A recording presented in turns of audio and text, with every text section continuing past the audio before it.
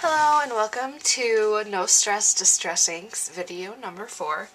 Today I wanted to show you how to make a background, simple just blending, and for this I'm using just a vintage cream cardstock from Paper Tray Ink and a standard size card. I've gotten lots of questions asking my favorite type of cardstock to use, and it is Paper Tray Ink, just because I use it on pretty much everything else. Either this or the Stampers Select White, which you can see right here is a little bit more stark next to that.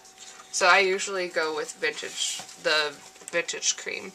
And I also keep a pad of watercolor paper on hand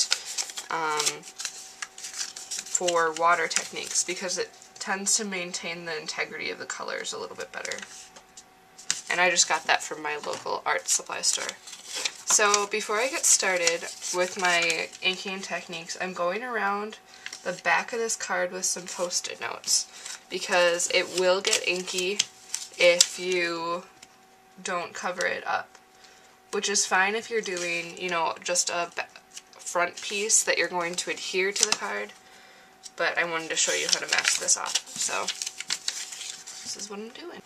I just taped down this last piece with some washi tape, and now my back is completely covered, so when I smear ink all over it, it's going to look just fine when I take the masking off. So what I wanted to do was make a blended background, and I wasn't quite sure what direction to go, so I pulled out a piece of pattern paper that I've been wanting to use. This is from Basic Gray. It's their Pyrus paper pad, and I just love this pattern a lot, so I decided to use the colors from this to create a background, and then maybe this will end up on the final card. Maybe it won't. I'm not sure yet. But that's kind of how about I go around playing with stuff. So what I want to do, I have my inks all ready right now, and I have Stormy Sky, Faded Jeans, Chipped Sapphire. And this looks purple. It's not. It's dark blue. That's the only one that I think needs to have a different color on the label. Otherwise, they hold pretty true. Then we have, and then I just put the foams on their wooden things and put them right on top of the inks and push them off to the top. Those are my blues. And then off to the side here, I have my peeled paint and my forest moss with their corresponding foams. This helps me just keep everything organized. And I like to think about the colors I'm going to use before I start my project, so then I can get my foams all in order and it doesn't get too crazy. So what I'm going to do, I'm going to start with my lightest color. I usually start with my lightest color and then work darker from there, just to see where I want to go. And I think what I want to do is just kind of create a gradient. So I'm just kind of swirling on to the card. I'm starting off my mat and using a swirling motion to bring that color on. The reason why you start off your mat or off your card is because you don't want that foam to leave a square impression on your card.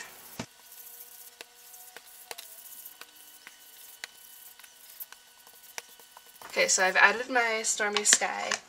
And next I'm going to go with my slightly darker color, my Faded Jeans, and just work down next to where I just inked. So I'm going to come in from this side.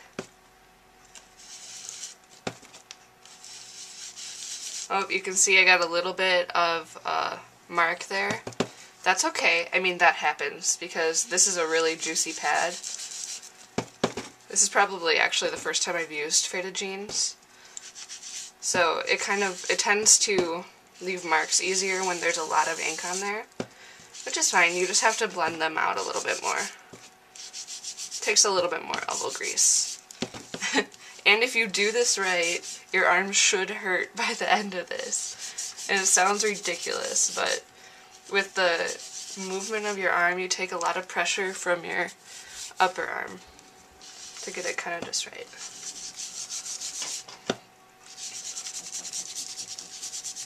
Okay, so you can see I kind of have my Stormy Sky fading out into or I have my Chip Sapphire, no, Faded Jeans, fading out into my Stormy Sky and then to the rest of my card. And now I can add my Chip Sapphire below the Faded Jeans.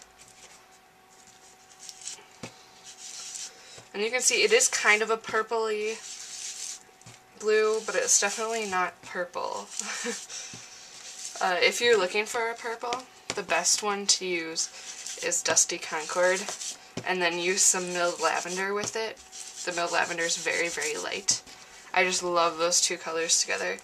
And they were probably, you know, they're not in the top 12 colors I recommended, mostly because a lot of people don't like purple, but I really like purple. So when you start collecting more distress ink colors, just go with the ones you like and the ones that you think will be a good addition to your collection.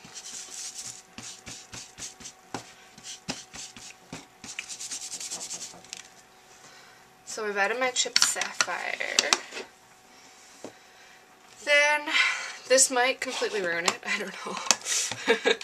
I'm going to go with some peeled paint, because blue doesn't traditionally like fade into green, it more fades into purple. Usually it's green fading into blue, but you know, we're gonna go with it.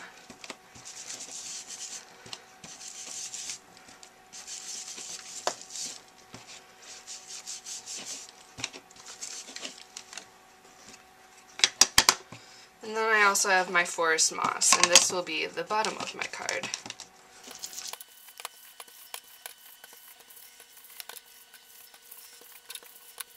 Okay, so you can see that we have it fading from the lightest blue to the darkest green.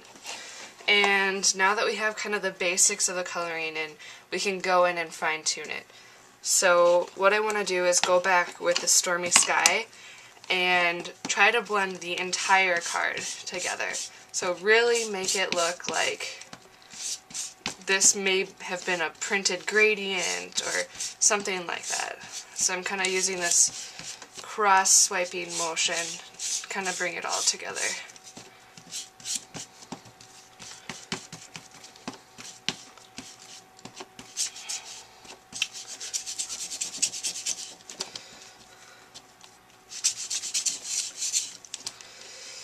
And I'm also going to use the peel paint to help bring it together, because this transition right here is probably the most pronounced right now. So I'm just going to keep going back with these colors until it's the effect that I want. Because like I said, these inks will blend for a very long time. That's one of the coolest properties about them. They're a dye ink, but they do stay blendable for a lot longer than a regular dye ink. So that helps you create all these cool effects. Okay, so I add some more Chip Sapphire, and then now I'm just going to go back with some Faded Jeans right here, because now this definition needs a little bit to be more pronounced.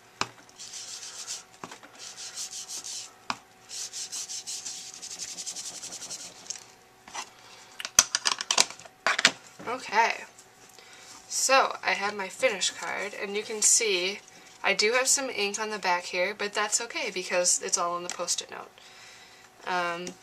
And now I have a nice card base to work from, a colored background, and you can go from here. Another thing that I would do, kind of using the same techniques, the swirl on technique, you could just do random blotches of color over the card and then see how they blend together. I just want to do this one like this so you could really see me working on the definition between each color, and you can still see all of the colors involved, but they're not very, you know, stark. I'm going to work on the rest of this card now, see what I can come up with, and then the picture of the finished card will be at the end of this video and on my blog and in the PDF file for this lesson. So if you have any questions about background blending, let me know, and next week I will be back with 2 more lessons, working into a little bit more advanced things. Thank you for watching, and I'll catch you again next time.